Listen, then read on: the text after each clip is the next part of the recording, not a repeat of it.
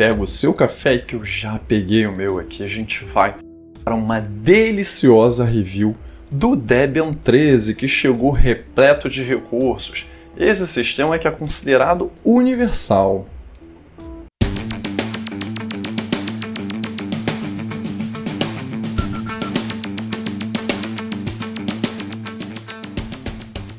Olá, seja bem-vindo, Hiker aqui.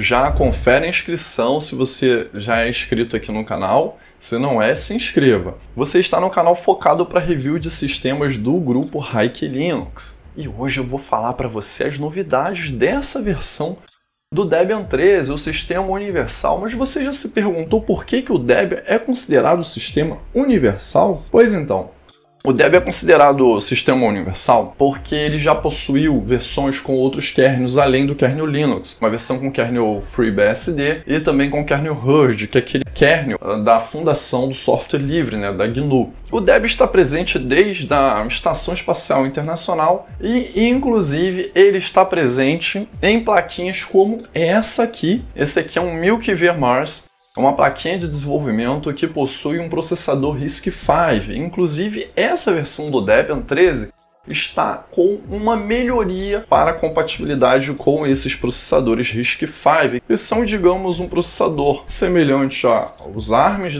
que estão presentes nos smartphones, nos Macs M1, M2, M3, porém eles são de código aberto. E se você quiser saber mais sobre essa arquitetura, sobre essa plaquinha, que o Debian está trazendo muito mais compatibilidade recentemente, eu vou deixar um card na parte final levando para esse vídeo. Voltando aqui, o Debian, então, além de estar na Estação Espacial Internacional, estar numa plaquinha como essa de desenvolvimento, ele pode também rodar no PC da sua casa. E ele tem cada vez mais ferramentas e recursos para facilitar esse tipo de instalação para quem quer utilizar em casa também no uso no dia a dia, porque o Debian sempre foi mais focado para a parte de servidores. Então deixa eu partir para a área de trabalho para você já ver um pouquinho mais do Debian aqui instalado e tudo mais, e eu poder te contar os recursos dessa nova versão. Bom, e aqui eu estou na área de trabalho do Debian 13, dessa vez aqui com o GNOME Shell.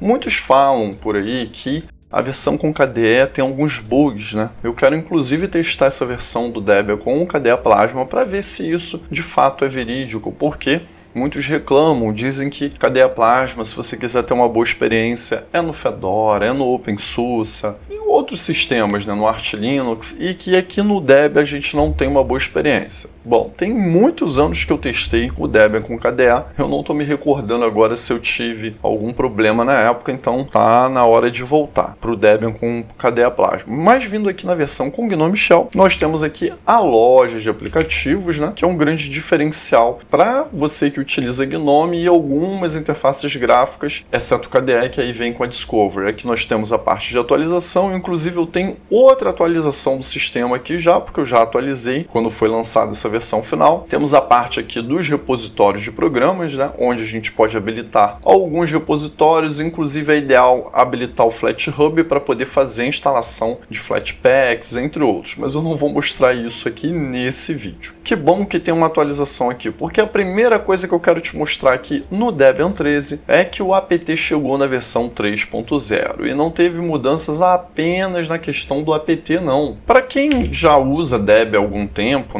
para quem já está acostumado com o Debian, você deve conhecer que para você mudar repositórios e tudo mais, nós temos que ir lá no arquivo source list, que está lá em /etc source list. E aí a gente digita a nossa senha aqui de administrador para escalar privilégios e nós temos esse arquivo aqui para adicionar repositórios, remover, entre outros. O arquivo aqui do source list está muito mais bonito, com essas cores diferenciando os repositórios, ele está melhor agrupado. Isso se dá pela configuração do Deb 822, que chegou aí essa visualização, essa nova forma de visualização para deixar tudo melhor organizado visualmente falando, aqui para a gente enxergar melhor os repositórios e tudo mais. Além dessa parte de coloração e tudo mais que tem a ver com a questão do apt 3.0, você vai ver inclusive agora para a atualização do sistema, dando aqui um sudo apt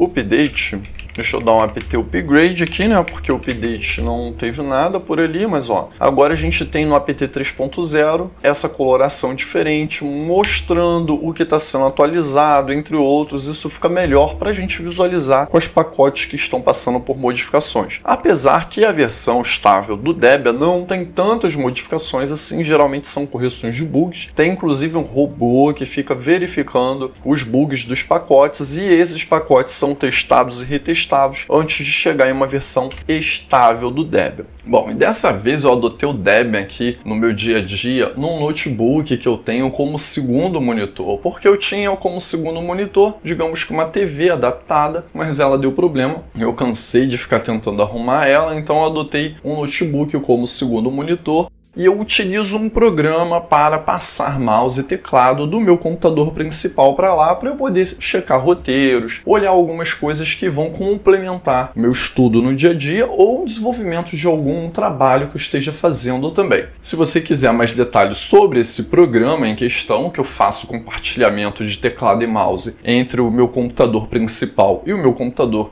secundário, vai seguir um vídeo aí mais para frente, caso tenha muitos comentários pedindo. Mas voltando aqui, o Debian que eu estou utilizando, no caso nesse notebook, é uma versão testing, uma versão não estável. Apesar dessa estabilidade toda do Debian, caso você queira utilizar o Debian como sua distro padrão, o recomendável é recorrer ao Debian testing, né? Por quê? Você vai ter como se fosse uma distro rolling release ali, que vai receber atualizações mais constantes.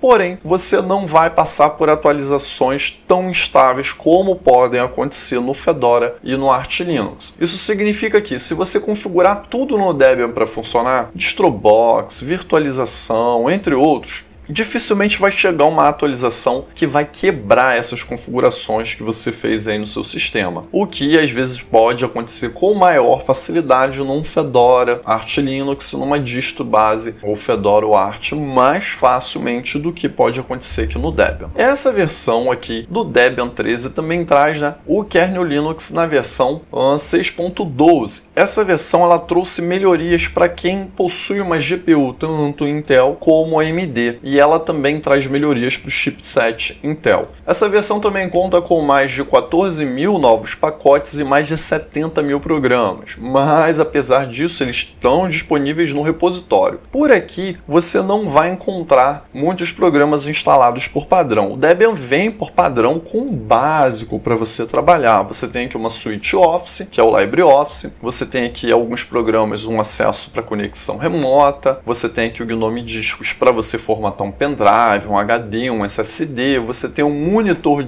do sistema, né, para você fazer o monitoramento dos processos, entre outros. Então o Debian ele vem bem enxuto por padrão. Isso seja a versão com GNOME, com KDE ou com outras interfaces gráficas. Inclusive, vindo aqui no site do Debian, o Sistema Operacional Universal. Deixa eu maximizar aqui. Clicando aqui em baixar o Debian, nós temos acesso aqui a ISO Net Install, que vai fazer a instalação via internet. Essa instalação ela ainda é um pouco chata para usuários novos, ou você não precisa nem ser um usuário novo. Se você já é um usuário Linux não tão experiente ou nunca instalou o Debian pela primeira vez, o instalador do Debian ele fica te perguntando tantas coisas e ele é bem diferente do instalador do Ubuntu, também do Anaconda ali do Fedora e também do Calamares que vem na maioria das distros Linux. Então, o instalador do Debian acaba sendo um ponto negativo para usuários que já estão acostumados com outras distros. Não que você não vai poder aprender facilmente, mas eu acho que ele poderia ser um pouco mais fácil do que ele é atualmente para atrair outros usuários. Tudo bem que essa não é a filosofia do Debian. Mas voltando aqui à página, o site aqui para download do Debian,